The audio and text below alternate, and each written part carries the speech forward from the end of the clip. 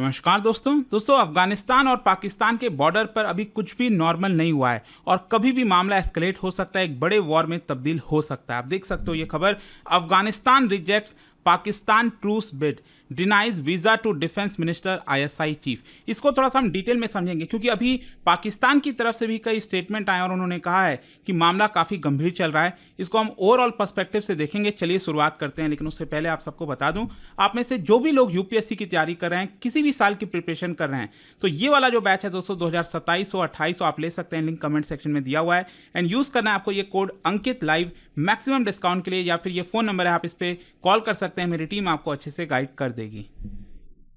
तो चलिए सबसे पहले देखते हैं कि एग्जैक्टली हुआ क्या है। देखिए, जो रीजनल टेंशंस यहां पर गहरा रही है, तालिबान लेड जो इस्लामिक एमिरेट ऑफ अफगानिस्तान है, उन्होंने पाकिस्तान का ट्रूस ऑफर तो रिजेक्ट किया ही, साथ ही साथ जो पाकिस्तान के ऑफिशियल्स हैं, स्पेशली जो डिफेंस मिनिस्टर, कई बार आप न्यूज़ में देखते होंगे, ख्वाजा मोहम्मद आसिफ, इसके अलावा ISI chief lieutenant general Mohammad Asim Malik और 2 और जनरल्स अफगानिस्तान जाना चाहते थे। सभी के वीज़ा यहां पर रिजेक्ट किया है अफगानिस्तान ने।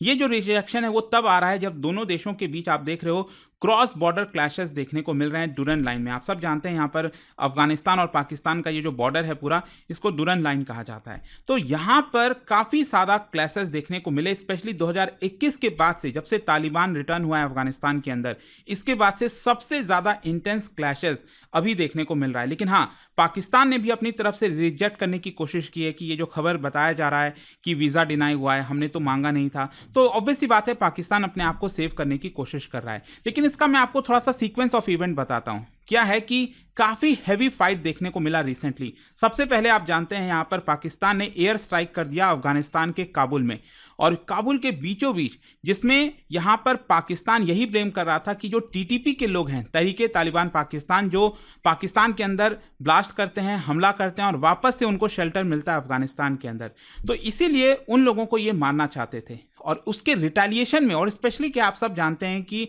ये तब हो रहा था जब अफगानिस्तान में जो तालिबान है उसका जो फॉरेन मिनिस्टर है मुताकी, वो भारत आया हुआ है। तो इसी बीच ये सारी चीज़ें हो रही हैं, तो ऑब्वियस सी बात है यहाँ पर पाकिस्तान को ये चीज़ पसंद नहीं आएगा।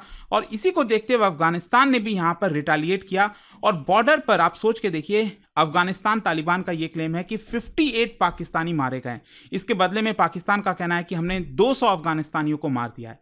तो खैर जो भी है, ये सारी चीज़ें चल रही थी और इसी को देखते हुए पाकिस्तान यहाँ पर कुछ कॉम्प्रोमाइज़ करना चाहता था। पाकिस्तान एक हाई लेवल डेलीगेशन भेजना चाहता था जिसमें defence minister, ISI chief, general शामिल थे, ताकि काबुल में जाकर ट्रूस को लेकर डिस्कशंस हो सके। लेकिन यहाँ पर अफगान सोर्सेस का क्लेम ये कह रहा है कि तालिबान ने जो वीज़ा रिक्वेस्ट है उसको 3 दिन में 3 बार रिजेक्ट किया है। जी हाँ, 3 दिन में 3 बार पाकिस्तान का जो रिक्वेस्ट था वीज़ा का, वो रिजेक्ट कर दिया है और पाकिस्तानी डेलीगेशन को होस्ट करने से मना कर दिया है। तो ऑब्वियस सी बात है, पाकिस्तान को भी यहाँ पर अपने आप को सेव करना था। तो पाकिस्तानी ऑफिशियल्स ने काउंटर स्टेटमेंट जारी किया और कहा कि देखिए, हमने फॉर्मल वीज़ा एप्लीकेशंस मांगा ही नहीं था, मतलब ऐसा कोई बात ही नहीं है। इनफैक्ट पाकिस्तान का ये कहना है कि ये जानबूझकर मिस रिप्रेजेंट किया जा रहा है। करंट स्टेटस ये है कि बॉर्डर टेंशंस बढ़ा हुआ है, क्रॉसिंग जो है वो इस समय क्लोज है। क्या है कि अगर आप देखोगे यहाँ पर जो पाकिस्तान अफगानिस्तान का बॉर्डर है, ये जो क्लैशेस हुआ था तोरखम, ये वाला जो एरिया है, यहाँ पर काफ़ी हैवी क्लैश देखने को मिला था। और इसके अलावा कई सारे जो बॉर्डर क्रॉसिंग्स हैं जहाँ से ट्रेड होता है, लोगों की आवाजाही होती है, वो इस समय बंद चल रहा है। तो इसीलिए आप समझ सकते हैं कि कितना गंभीर मामला चल रहा होगा।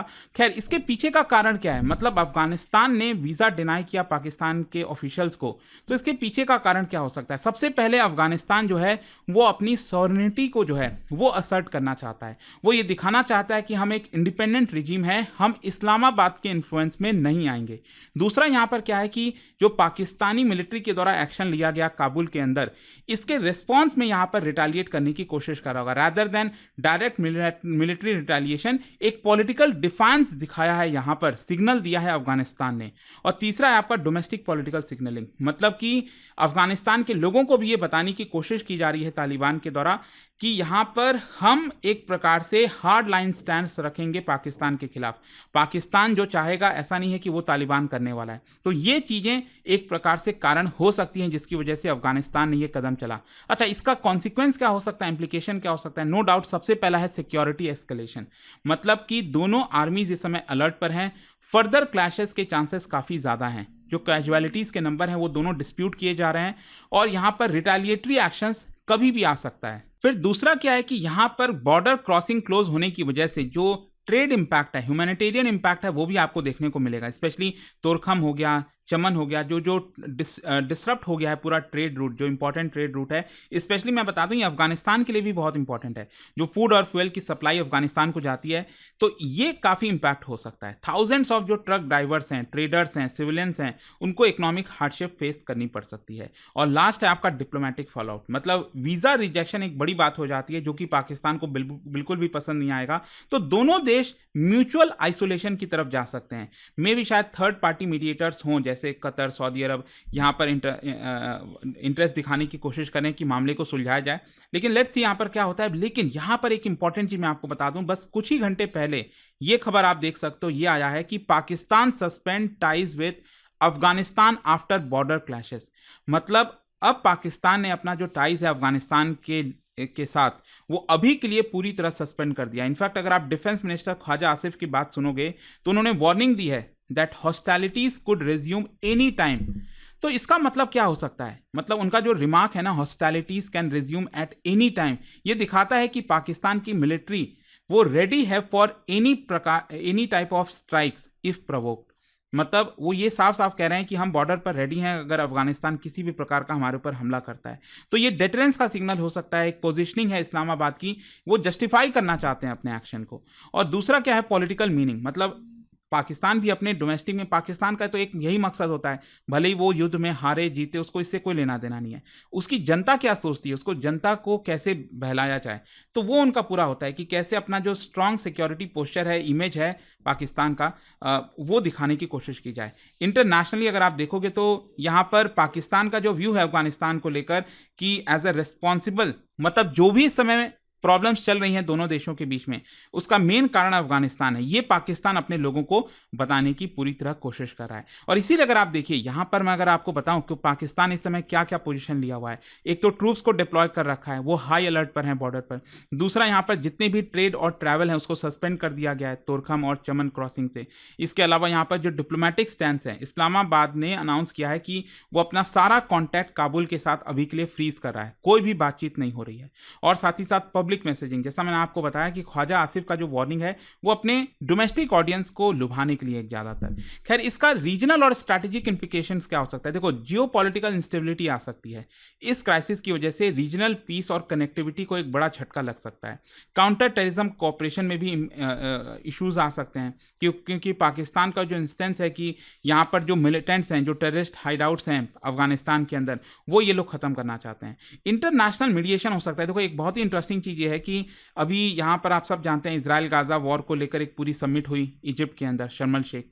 तो इसी के दौरान यहाँ पर ट्रंप का ये भी कहना था कि I am good at solving Wars. जब अफगानिस्तान पाकिस्तान के कॉन्फ्लिक्ट को लेकर चर्चा हुई कि यहाँ पर अगर अफगानिस्तान पाकिस्तान का किसी भी प्रकार का कॉन्फ्लिक्ट होता है तो ट्रंप इसमें मीडिएशन कर सकते हैं। तो ये सब भी आपको देखने को मिल सकता है। लेकिन क्वेश्चन ये है कि व्हाट नेक्स्ट, यहाँ पर क्या क्या सिनारियोज हमें देखने को मिल सकता है। सबसे पहला है, अभी हो सकता है कि ये जो भी कुछ चल रहा है वो टेम्पररी बेसिस पे हो, कि बॉर्डर अभी क्लोज हैं, थोड़े बहुत आपको झड़प देखने को मिल सकती है, कोई फुल स्केल वॉर नहीं होगा, एक ये पॉसिबिलिटी है। दूसरा है आपका डी एस्केलेशन, मतलब जो मीडिएटर्स हैं मिडिल ईस्ट में, जो लोग हैं, जो आपके अलग अलग देश हैं, तो वो यहाँ पर मीडिएट कर सकते हैं, वापस से जो क्रॉसिंग्स हैं, बॉर्डर क्रॉसिंग्स, वो ओपन हो जाए और ट्रेड जो है वो वापस से रिज्यूम हो जाए। या फिर जो सबसे खतरनाक सिचुएशन है वो यही हो सकता है कि किसी भी प्रकार का अगर मिलिटेंट अटैक जाता है, ब्लेम जाता है अफगानिस्तान के ऊपर, तो ये पाकिस्तान की तरफ से स्ट्राइक हो सकता है।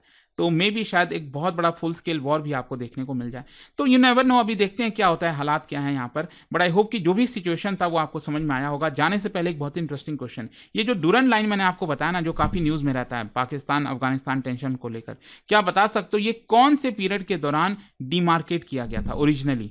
इसका राइट आंसर आप सब जानते हैं, मेरे इंस्टाग्राम पर तो मिलेगा ही, वहाँ पर अगर आप नहीं हो कोई बात नहीं, टेलीग्राम से ले सकते हैं इसका सही उत्तर। और दोस्तों, जैसा मैंने आपको बताया, अगर आप यूपीएससी की तैयारी कर रहे हैं, कोई भी बैच चाहते हैं, आपको बस यूज़ करना है ये कोड अंकित लाइव मैक्सिमम डिस्काउंट के लिए, या फिर ये फोन नंबर दिया, आप इस पे कॉल कर सकते हैं, मेरी टीम जो है आपको अच्छे से गाइड कर देगी।